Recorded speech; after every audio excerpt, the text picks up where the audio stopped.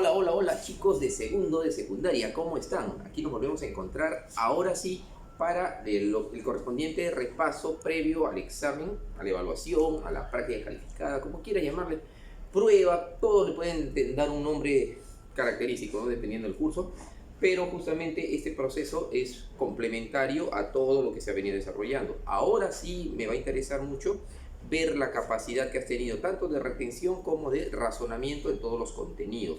Considero que la evaluación que se te vaya a hacer, estás en condiciones de poder desarrollarla en base a que los contenidos no pueden ser muy extensos, pero van a ser bien específicos a la hora del repaso. Si das una repasada en los videos que ya se te ha enviado con anterioridad, vas a encontrar todas las respuestas a cualquier eventual pregunta que te va a venir, ¿sí? Sin más preámbulo, muchachos de segundo, empecemos. De acuerdo a tu anotario, segundo de secundaria arranca de la siguiente manera, con lo que es la ciencia biológica. Bien, muchachos, ciencia biológica, ¿no? En este caso estamos hablando de lo que era la biología. No te vayas a olvidar que cuando hablamos de biología, estamos hablando de la ciencia del estudio de la vida. ¿Ya? Hasta ahí no hay ninguna discusión, no hay ningún problema con el estudio de la vida. Pero lo que nos interesa a nosotros es el concepto actual de biología. El concepto actual, ¿qué cosa es? Es la ciencia que estudia ¿qué cosa fundamentalmente? Estudia, ¿ya? Todas las características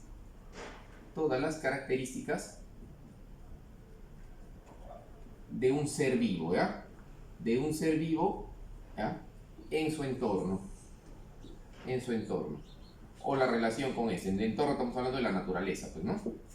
¿Ya? Acuérdate también que habíamos destacado quién era el padre de la biología. El padre de la biología era el sabio griego Aristóteles, ¿verdad? Aristóteles. Él era el padre de la biología. Él es el que, acuérdate, siglo IV a.C., características de Aristóteles, él es el que clasifica a los seres vivos en animales y plantas, ¿ya? Cuidado, animales y plantas, no plantas y animales. Esta puede ser una pregunta interesante por el orden, ¿ya? Para Aristóteles, lo más importante eran los animales, según Candaria eran las plantas. Hoy en día sabemos que las plantas son primarias y no los animales. ¿Correcto? Bien, ahí también habíamos visto algunas ciencias auxiliares, algunas ramas de la biología. Este conglomerado que vamos a desarrollar acá, que por acá puede venir algunas preguntas, de aquí justamente tiene que venir tu razonamiento. A ver, veamos algunas. Por ejemplo, cuando hablamos de biología, algunas características de la biología, por ejemplo, podrían estar la bioquímica. ¿Ya? La bioquímica. Podría estar la anatomía. Podría estar la fisiología. ¿Por qué no mencionar a la patología? ¿Por qué no mencionar también a la zoología, a la botánica, a la citología, a la parasitología, a la microbiología? ¿Ya? A la oncología? Si hablamos de algunas especies, por ejemplo, para la micología. Cuidado con la virología.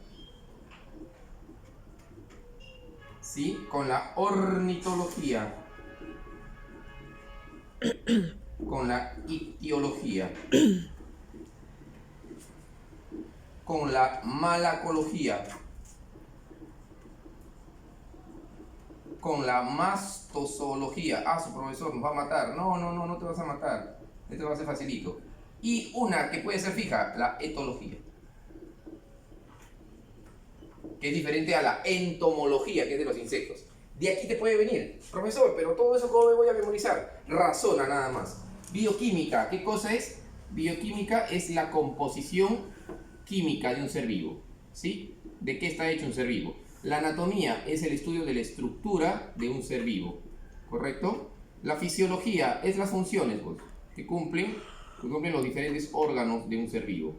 La patología estudia las enfermedades. todas en general, ¿ya? Las enfermedades. ¿Ya? La zoología, bueno, los animales, pues facilito, ¿no? La botánica, las plantas, aquí me detengo. La botánica, ¿por qué, profesor, se detienen plantas? Porque acá, acuérdate que el padre de la botánica es ¿quién? Es un tal Teofrasto, cuidado, ¿eh? Teofrasto, un sabio griego también, que clasificó las plantas. La citología, también nos detenemos acá, estudia ¿quién? A la célula, ¿correcto? ¿Y quién es el padre de la citología? Un tal Robert Hooke. Robert Hooke, que observó la primera célula. Parasitología, ya fácil, pues todos los gusanos, ¿no? Los parásitos. ¿Quién estudia la microbiología? A la microbiología los microbios, pues, ¿no? Los microorganismos. ¿Y aquí quién salió? ¿Se acuerdas que habíamos visto? A Louis Pasteur, ¿no? Mira, está saliendo nombres, ¿ah? Oncología. Oncología se trata de estudiar todos los estudios justamente del cáncer. La micología, los hongos. La virología, y acá lo pongo con azul, los virus. Ojo, y pongo una observación más. El virus no es un ser vivo. Acuérdate eso, ¿ya? Todos los seres vivos menos los virus. Profesor, ¿pero por qué lo estudia? Porque los virus tienen implicancias sobre los seres vivos.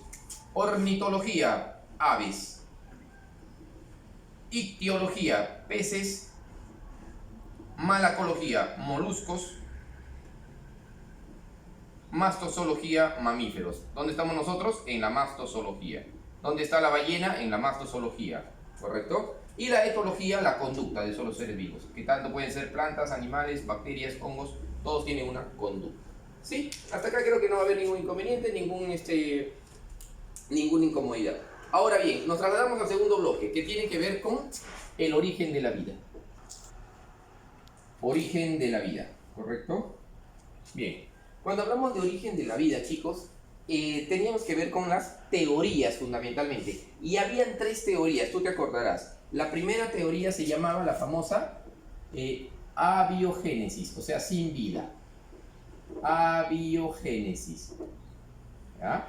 O también llamada la generación espontánea. ¿Te acuerdas? Que decíamos que poníamos maíz y ropa sudada en una caja, lo guardábamos en la oscuridad y aparecían ratones, ¿no? O generación espontánea. La vida se origina por sí sola, decía, ¿no? ¿Esto quién era su difusor? Aristóteles, ¿ya? Acuérdate esto, Aristóteles. La otra teoría, ¿cuál era? Justamente la teoría panspermia, ¿ya? La panspermia. La teoría de la panspermia, que es parecida a la cosmogónica, la teoría de la panspermia era la que decía de Arrhenius, ¿no? Arrhenius. ¿Y Arrhenius qué decía? Que la vida, ¿de dónde venía? La vida venía del cosmos, ¿no? Venía del cosmos. Por eso le llaman también cosmogónica, ¿ya? Del cosmos. O sea, las bacterias han venido de otro planeta posiblemente, ¿ya? Acuérdate acá, la vida se daba por sí sola mediante una fuerza vital. Esta puede ser la pregunta. La fuerza vital que planteaba Aristóteles se llamaba, ¿te acuerdas? Entelequia. Entelequia. Eso no es razonar, chicos. ¿Ya? Y por último, la tercera teoría válida y más aplicable hasta la actualidad es la teoría, ¿ya? La teoría quimiosintética. La quimiosintética, o química también le llaman algunos, propuesta por quién? Por Alexander Oparin. ¿Sí? Alexander Oparin. ¿Qué dijo Alexander Oparin? Alexander Oparin dijo, a ver, que moléculas inorgánicas, ¿sí? Moléculas inorgánicas van a producir moléculas orgánicas. ¿Correcto? Eso es lo que planteó Oparin. Pero en esta teoría, ojo, hay otra persona. Aquí aparece también Fischer, que es el que el que prueba esta teoría, ¿ya? Prueba, ¿no? O experimenta, como quien dice. Oparin solamente la planteó. La que la experimentó en 1953 fue Fisher, ¿ya? Entonces, básicamente esas tres sobre lo que es el origen de la vida. Y en lo que sería, jóvenes, en lo que sería la evolución,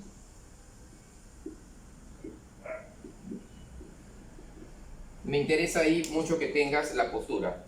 Alitas de un insecto, alas de un ave, ¿sí? A ver, aquí estaríamos hablando de la famosa teoría de los órganos análogos y homólogos, ¿sí?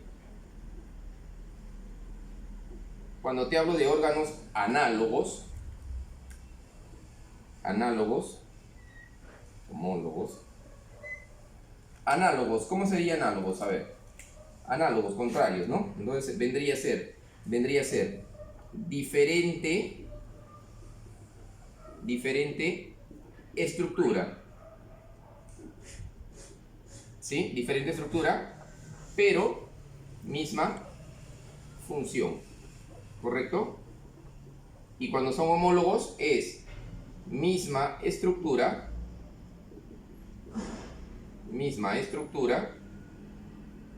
pero diferente función. A ver, un ejemplo acá de análogo, ya tenemos las alas de una mosca, las alas de una paloma. En un órgano homólogo, ¿cómo sería? A ver, homólogo podría ser de repente las alas de la, digamos, del pelícano, ¿sí? Que le sirve para volar, y digamos, las extremidades del ser humano. En cambio, son de lo mismo, son de músculo, tienen hueso, tienen piel, pero es para diferentes funciones. Bien, ahora vamos a hablar de algunas teorías de la evolución, ¿ya? Y entre las teorías destacan dos. Las dos fundamentales, que es la que podrían venir en el examen. Uno tendría que ver con la teoría darwinista, ¿ya? Y otro con la mutacionista, de las mutaciones, ¿de acuerdo? Cuando hablamos del darwinismo, ¿Darwin qué planteaba? Darwin planteaba que aquí tenía que haber la famosa selección natural. Y la selección natural indica que ¿qué especies deben vivir? ¿Ya? El más fuerte, no. ¿Ya? Sobrevive el más apto, ¿sí? Nunca te olvides esto. No el más fuerte, el más apto.